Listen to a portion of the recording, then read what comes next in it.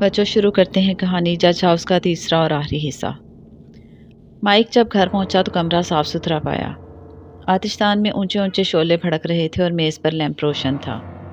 Mrs डेमिस्टर के हुस्न सलीका की दाद देते हुए माइक ने मेज़ पर चुना हुआ खाना खाया और ट्रे उठाकर एक तरफ रख दी। उसने महसूस किया कि गुज़िश्ता रात की निस्बत आज सर्दी कहीं ज़्यादा है। बाहर तेज़ हवा चल रही थी। उसने सोचा शायद आज रात किसी वक्त तूफान आए। कमरे में दाखिल होने के चंद मिनट बाद तक चूहों की गड़बड़ बंद हो गई थी, लेकिन जूं ही चूहों ने अपने दोस्त को पहचाना वो फिर चैन चैन करने और उछल फांद में मसरूफ़ हो गए। खुदा जाने ऐसा क्यों था कि माइक जब इन चूहों की आवाज़ें सुनता तो उसे अपने दिल में खुशगवार मसरत का एहसास होता।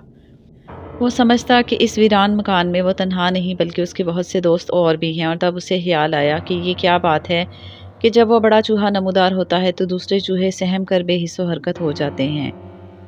लैंप के ऊपर सब्ज रंग की शेड ने रोशनी को एक दायरे में महदूद कर रखा था और ऊंची छत पर मुकम्मल तारीकी थी। आतिशदान में भड़कते हुए शोलों ने माइक के दिल से सारा डर निकाल दिया। उसने एक सिगरेट निकाल कर सुलगाया और इत्मीनान से काम में मसरूफ़ हो गया कि वो अपने वादे के मुताबिक 1 बजे तक ज़रूर सो जाएगा। मुसलसल 1 घंटे तक वो पूरी जहनी यकसुई के साथ लिखता पढ़ता रहा। फिर उसके ख्यालात मुंतशिर होने लगे।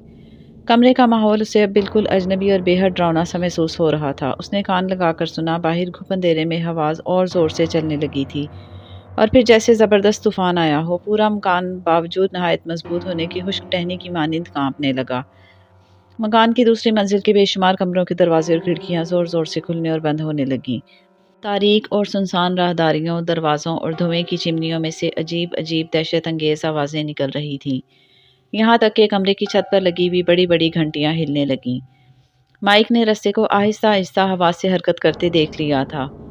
रस्सा फर्श से कई इंच ऊंचा उठ जाता और फिर पुरशोर आवाज़ के साथ लकड़ी के फर्श से टकराता। अचानक माइक के कानों में डॉक्टर थारन हिल के अल्फाज गूंजने लगे। ये वही रस्सा है जिससे जज के हुक्म पर जल्लाद बेगुनाहों को फांसी दिया करता था। वो आतिशदान के करीब गया और रस्से को हाथ में लेकर गौर से देखने लगा। फिर उसकी निगाहों के सामने उन बेगुनाह लोगों की फर्जी तस्वीरें गर्दिश करने लगीं जो उस जालिम जज के हुक्म से फांसी पर लटकाए गए थे। खुदा जाने वो कौन लोग थे। रस्सा उसके हाथ में मुसलसल हरकत कर रहा था। अचानक उसके जिस्म में सनसनी सी फैल गई। उसने महसूस किया कि रस्से में थरथराहट सी पैदा हुई। शायद कोई शय रस्से पर हरकत कर रही थी। उसने फौरन निगाह ऊपर उठाई तो देखा कि वही बड़ा चूहा अपनी हश्मगी नज़रों से माइक को घूरता हुआ आहिस्ता आहिस्ता नीचे आ रहा है। माइक ने रस्सा छोड़ दिया और कोई शय उठाने के लिए पीछे पलटा, मगर फौरन ही चूहा वापस हुआ और रस्से पर भागता हुआ छत में जाकर गायब हो गया। ऐन उसी लम्हे चूहों की आवाज़ें जो एक लम्हे के लिए रुक गई थी दोबारा शुरू हो गईं। तालिब इल्म का दिमाग अब तेज़ी से काम कर रहा था। वो चंद मिनट तक सोचता रहा कि आखिर ये क्या इसरार है। फिर उसे याद आया कि कमरे में लगी हुई तस्वीरें देखने और चूहे के रहने की जगह का सुराग लगाने का इरादा भी अभी मुकम्मल नहीं हुआ। ज़रा देखूं तो सही उनमें क्या राज है। उसने बगैर शेड का दूसरा लैंप रोशन किया और उसे हाथ से ऊंचा करके आतिशदान के दाएं जानिब दीवार पर लगी हुई तस्वीरों में से तीसरी तस्वीर को देखने लगा, जहां एक रात पहले मोटा चूहा उस तस्वीर के सुराख में दाखिल होकर गायब हो गया था। तस्वीर पर पहली नज़र पड़ते ही वह दहशत ज़दा होकर इस तरह पीछे पलटा कि लैंप हाथ से गिरते गिरते बचा। उसके चेहरे पर मौत की सी जर्दी छा गई। टांगें कांपने लगीं और पसीने के मोटे मोटे कतरे पेशानी पर नमूदार हुए। तस्वीर देखकर इतनी हैबत नौजवान तालिब इल्म पर तारी हुई कि वो बैदे मजनू की तरह कांपने लगा। चंद सेकंड तक उसकी यही हालत रही, मगर फिर उसने अपने आप को संभाला और लैंप ऊंचा करके तस्वीर को दोबारा देखा, जो पहले गर्द से अटी हुई थी मगर अब साफ होने के बायस अच्छी तरह देखी जा सकती थी। ये एक जज की तस्वीर थी जो सुरख रंग का लंबा चोगा पहने और स्याह बालों की टोपी ओढ़े हुए था। उसके तुंद चेहरे पर नहायत सफाकाना और संगदिलाना आसार नुमायां थे। भिंचे हुए होंठों से नफ्स परस्ती और स्याहकारियों का इजहार होता था। उसकी नाक चप्पल की चोंच की तरह मुड़ी हुई और सुरख थी और चेहरे का रंग हल्दी की मानिंद जर्द था। उस मनहूस और मकरू चेहरे पर 2 चमकदार सुरख रंग की आंखें थीं जिनसे बिला की अय्यारी और बेरहमी टपकती थी। जो ही माइक ने जज की आंखों को गौर से देखा, उसका जिस्म सर्द पड़ गया। उसने साफ पहचान लिया कि इन आंखों और बड़े चूहे की आंखों में ज़रा बराबर फ़र्क नहीं है। दूसरे ही लम्हे उसकी नज़रें उसी बड़े चूहे पर पड़ीं जो तस्वीर के दरमियानी सुराख में से सर निकाले अपनी सुरख सुरख आंखों से माइक को घूर रहा था। उसका हाथ इस बुरी तरह कांपा कि लैंप हाथ से छूटकर धमाके से फर्श पर गिरा। माइक ने महसूस किया कि कमरे की चूहों की आवाज़ें यकलहत थम गई हैं। उसने झपट कर लैंप उठाया, बत्ती रोशन की और तस्वीर का बदस्तूर मुआयना करने लगा। तस्वीर में जज अपना अदालती लिबास पहने एक स्याह रंग की ऊंची कुर्सी पर बैठा था। اس کے دائیں جانب پتھر کا بنا ہوا ایک بڑا آتش دان اور اسی گوشے میں چھت سے فرش تک ایک موٹا رسا لٹک رہا تھا۔ تصویر میں رسے کا سرا لکڑی کے فرش کو چھوتا ہوا دکھایا گیا تھا۔ مائک کے اضطراب اور دہشت کی کوئی انتہا نہ رہی جب اسے یہ خیال آیا کہ یہ اسی کمرے کا منظر ہے جس میں وہ اس وقت کھڑا ہے۔ اس نے خوف سے مغلوب ہو کر چور نظروں سے چاروں طرف کمرے میں دیکھا، جیسے اسے کسی خاص شے کو اپنی پشت پر پانے کی توقع ہو۔ تب اس کی نگاہ آتش دان کی طرف گئی اور ایک بھیانک چیخ کے ساتھ لیمپ دوبارہ اس کے ہاتھ سے چھوٹ گیا۔ اس نے دیکھا کہ اسی سیاہ کرسی پر جس کے ساتھ رسا لٹک رہا تھا وہی بڑا چوہا بیٹھا شعلہ بار نظروں سے مائک کو گھور رہا ہے۔ باہر طوفان کی شدت میں اضافہ ہونے کے باوجود کمرے میں موت کی سی خاموشی طاری تھی۔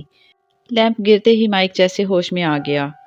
خوش قسمتی سے لیمپ لوہے کا تھا ورنہ تیل بہہ جاتا، لیکن اب اسے دوبارہ روشن کرنے کی ہمت نوجوان میں نہ تھی۔ اس کے اعصاب سن ہو گئے تھے۔ اس نے ہاتھ سے اپنی پسینہ آلود پیشانی کو صاف کیا اور بڑبڑانے لگا، اگر میں اسی طرح پاگل بنا رہا تو کام نہ چلے گا۔ اب یہ قصہ ختم ہونا چاہیے۔ میں نے ڈاکٹر سے وعدہ کیا تھا کہ چائے نہیں پیوں گا۔ اف خدایا، وہ سچ کہتا تھا، چائے نے میرے اعصاب کو کمزور کر دیا ہے۔ میں نے پہلے اس کا احساس کیوں نہ کیا؟ خیر، اب آئندہ مزید بے وقوف نہیں بنوں گا۔ سبز شیڈ کا لیمپ بدستور روشن تھا۔ مائک نے اپنے سوٹ کیس میں سے برانڈی کی بوتل نکال کر چند گھونٹ پیے اور کرسی پر بیٹھ کر کتاب دیکھنے لگا۔ اس اثنا میں بڑا چوہا دوبارہ غائب ہو گیا تھا۔ 1 گھنٹے بعد اس نے چونک کر سر اٹھایا۔ چوہے اچانک خاموش ہو گئے تھے۔ اس نے سنا کہ باہر موسلادھار بارش ہو رہی ہے۔ پھر اسے بجلی کی کڑک سنائی دی۔ پانی کی بوچھاڑ مشرقی کھڑکیوں پر زور سے پڑ رہی تھی، جیسے اولوں کا طوفان آ گیا ہو۔ مکان کی چمنیوں میں تیز ہوا جب داخل ہوتی تو عجیب قسم کی بھیانک چیخیں سنائی دیتیں۔ آتش دان کی آگ بے حد دھیمی پڑ چکی تھی اور اس میں ہلکا سا گہرا سرخ شعلہ چمک رہا تھا۔ مائک پوری توجہ سے یہ آوازیں سن رہا تھا اور پھر اس نے ایک بہت ہلکی سی آواز کمرے میں سنی، جیسے کسی چوہے نے کوئی چیز کتری ہو۔ آواز کمرے کے اس گوشے سے آئی تھی جدھر موٹا رسا لٹک رہا تھا۔ مائک نے خیال کیا کہ شاید یہ رسے کے فرش پر لگنے کی آواز ہے جو ہوا سے بار بار نیچے اوپر ہل رہا ہے۔ وسیع کمرے میں پھیلی ہوئی مدھم سبز روشنی میں اس نے نگاہ اٹھا کر دیکھا تو رسے پر بڑا چوہا نظر آیا جو رسے کو بیچ میں سے کتر رہا تھا۔ رسا تقریباً کٹ چکا تھا اور دوسرے ہی لمحے آدھا کٹا ہوا رسا لکڑی کے فرش پر زور سے گرا۔ ایک لمحے کے لیے بڑا چوہا بکیا لٹکے ہوئے رسے کے سرے پر جھولتا رہا۔ مائک کے جسم میں دہشت اور اضطراب کی ایک نئی لہر داخل ہوئی۔ اس نے سوچا مدد کے لیے باہر سے کسی کو بلانا بھی اپنے بس میں نہ رہا۔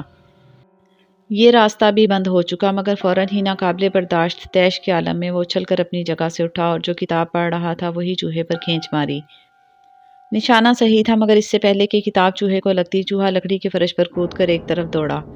مائک اس کے پیچھے لپکا، مگر چوہا کمرے کے کسی تاریک گوشے میں گم ہو چکا تھا۔ مائک اب اس اچھل کود سے عاجز آ چکا تھا۔ اس کی آنکھیں نیند کے اثر سے بار بار بند ہوئی جاتی تھیں۔ اس نے دل میں مصمم ارادہ کر لیا کہ کل ہاں سارا دن ضائع کرنا پڑے، اس منحوس چوہے کو ضرور ہلاک کروں گا۔ اس نے لیمپ پر سے سبز شیڈ اتار لیا۔ روشنی چھت تک پہنچنے لگی اور دیواروں پر لگی ہوئی تصویریں صاف دکھائی دینے لگیں۔ مائک جس جگہ کھڑا تھا اس کے عین سامنے آتش دان کی دائیں جانب دیوار پر وہی تصویر لٹکی ہوئی تھی جس میں جج کو کرسی پر بیٹھے دکھایا گیا تھا۔ اس کی نظر یکایک اس تصویر پر پڑی تو وہ بھونچکا رہ گیا۔ پریشان ہو کر اس نے اپنی آنکھیں ملی اور گھور کر تصویر دیکھنے لگا۔ اس کا پورا جسم کانپا اور گھیگی سی بن گئی۔ تصویر کے عین درمیان میں جہاں پہلے بڑا سوراخ تھا اب نئے چمکدار کپڑے کا پیوند لگا دکھائی دیا۔ تصویر کا پس منظر وہی تھا جو پہلے دیکھ چکا تھا، مگر اب اس میں سے جج غائب تھا۔ دہشت کی ایک سرد لہر مسلسل اس کے جسم میں دوڑ رہی تھی اور دل بری طرح دھڑک رہا تھا۔ اس نے آہستہ سے گردن گھما کر سیاہ کرسی کی طرف دیکھا اور پھر اسے یوں محسوس ہوا جیسے اس کے ہاتھ پیروں کی جان نکلی جا رہی ہے۔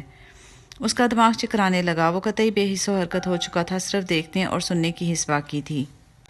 سیاہ رنگ کی ہیبت ناک کرسی پر جج اپنا سرخ چوگا پہنے اور سیاہ بالوں کی ٹوپی اوڑے بیٹھا اپنی شعلہ بار آنکھوں سے مائک کو گھور رہا تھا۔ اس کے صفاق اور بھیانک چہرے پر فتح کا عکس نمایاں تھا اور بھنچے ہوئے ہونٹ استہزئیہ انداز میں کھلے ہوئے تھے۔ اس نے یکایک اپنا ہاتھ اونچا کیا اور سر سے سیاہ ٹوپی اتار لی۔ مائک پتھر کا بت بنا اس کی طرف تکتا رہا۔ اس کے جسم کا سارا خون جیسے دل میں سمٹ آیا تھا اور کانوں میں سیٹیاں سی بج رہی تھیں۔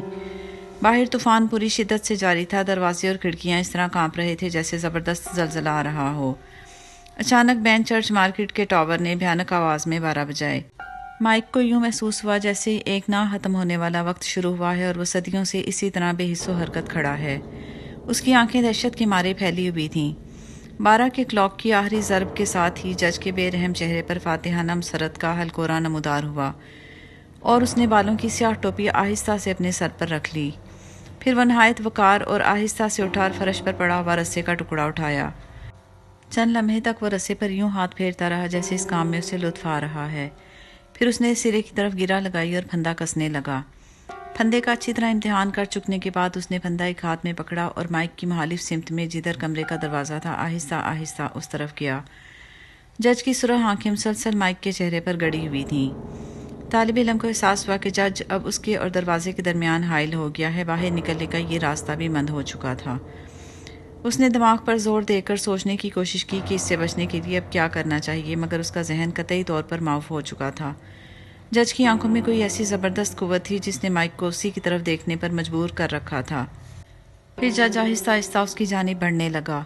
وہ مائک سے 2 گز کے فاصلے پر آ کر رکا اور اپنا دایاں ہاتھ اٹھا کر رسے کا پھندا لڑکے کی گردن پر پھینکا۔ بد نصیب نوجوان نے پوری قوت ارادی صرف کر کے اپنی گردن کو ایک طرف جنبش دی اور رسے کا پھندا اس کی گردن کو چھوتا ہوا لکڑی کے فرش پر گرا۔ جج نے دوبارہ پھندا کھینچا اور پھر اسے اپنے ہاتھ میں لے کر مائک کی گردن میں ڈالنے کی کوشش کی۔ نوجوان نے پھر اپنی گردن ایک طرف ہٹا لی اور پھندا فرش پر گر پڑا۔ جج پلک جھپکائے بغیر لڑکے پر نظریں جمائے کھڑا تھا۔ اس نے بار بار اس کی گردن میں پھندا ڈالنا چاہا مگر کامیاب نہ ہوا۔ وہ اس ناکامی پر قطعاً پریشان نہ تھا، بلکہ اس کے لبوں پر شیطانی مسکراہٹ طاری تھی، جیسے بلی چوہے کو ہڑپ کرنے سے پہلے اس کے ساتھ کھیلتی ہے۔ آخر کار انتہائی مایوسی کے عالم میں جبکہ یہ پراسرار اور بھیانک ڈرامہ اپنے نقطۂ عروج پر پہنچ گیا تھا، مائک نے گردن گھما کر کمرے میں نظر دوڑائی۔ لیمپ اسی طرح روشن تھا اور کمرے میں اچھی خاصی روشنی پھیلی ہوئی تھی۔ آتش دان کی آگ سرد پڑ چکی تھی۔ دیواروں اور کونوں خطروں میں ایسے بے شمار چوہے دکھائی دیے جو بے حس و حرکت اپنے بلوں سے سر نکالے یہ عجیب منظر دیکھ رہے تھے۔ ان کی آنکھوں سے بھی خوف اور دہشت کا اظہار ہوتا تھا۔ مائک نے ان چوہوں کو دیکھ کر اپنے دل میں کچھ اطمینان سا محسوس کیا۔ پھر اس کی نظر الارم کی گھنٹیوں کے لٹکے ہوئے نصف رسے پر پڑی۔ اس نے دیکھا کہ اس کے سرے سے لے کر چھت کے آخری سرے تک، جہاں ایک چھوٹے سے سوراخ سے یہ رسا نیچے آتا تھا، بے شمار چوہے چمٹے ہوئے تھے اور ابھی ان کی آمد جاری تھی، یہاں تک کہ ان کے وزن سے چھت میں لگی ہوئی بڑی بڑی گھنٹیاں ہلنے لگیں۔ ٹن ٹن ٹن رسا ہلا اور گھنٹیوں میں سے آواز نکلی، لیکن یہ آواز بہت ہلکی تھی۔ مگر مائک نے فوراً محسوس کیا کہ چھوٹے چوہے برابر کوشش کر رہے ہیں کہ رسا تیزی سے حرکت کرے اور گھنٹیاں زور زور سے بجنے لگیں۔ اس ہلکی سی آواز پر جج نے فوراً نگاہ اٹھا کر الارم کے رسے کی طرف دیکھا اور اس کا چہرہ غصے سے سیاہ پڑ گیا۔ اس کی آنکھیں دہکتے ہوئے کوئلوں کی مانند سرخ ہو گئیں اور اس نے زور سے اپنا پاؤں لکڑی کے فرش پر مارا۔ مائک کو یوں محسوس ہوا جیسے سارا مکان لرزنے لگا ہے۔ رسے پر لٹکتے ہوئے چوہے برابر اپنی کارروائی میں مصروف رہے۔ شاید وہ جج کا دھیان ہٹانے کی کوشش میں تھے اور چاہتے تھے کہ کسی طرح وقت گزر جائے۔ جج نے دوبارہ پھندا ہاتھ میں لیا اور اس مرتبہ مائک کی گردن میں پھینکنے کی بجائے 2 قدم اس کی جانب بڑھا۔ مائک کو یوں محسوس ہوا جیسے جان اس کے جسم کے ہر روئے سے نکل رہی ہے۔ وہ بے حس و حرکت ایک بے جان لاش کی مانند اپنی جگہ کھڑا تھا۔ جج کی برف کی مانند سرد انگلیاں اس کی گردن کو چھونے لگیں اور پھر رسے کا پھندا اس کے گلے میں پڑ گیا۔ جج نے پوری قوت سے رسا اس کی گردن میں کس دیا۔ لڑکا جنبش کیے بغیر کھڑا رہا۔ اس نے کئی بار اپنا ہاتھ ہلانے کی کوشش کی لیکن ہاتھ میں جیسے جان ہی نہ تھی۔ بعد ازاں جج نے صحت مند اور قوی مائک کو دونوں بازوؤں سے پکڑ کر ایک کھلونے کی مانند اپنے ہاتھوں پر اٹھایا اور سیاہ کرسی کی نشست پر لے جا کر کھڑا کر دیا۔ پھر اس نے اپنا دایاں ہاتھ اونچا کر کے الارم گھنٹیوں کے لٹکتے ہوئے رسے کا سرا پکڑا۔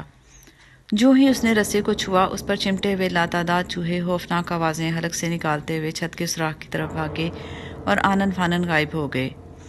جج نے مائک کی گردن میں پڑے ہوئے پھندے کا ایک سرا لٹکتے ہوئے رسے کے ساتھ کس کر باندھ دیا اور پھر کرسی اس کے پیروں تلے سے کھینچ لی۔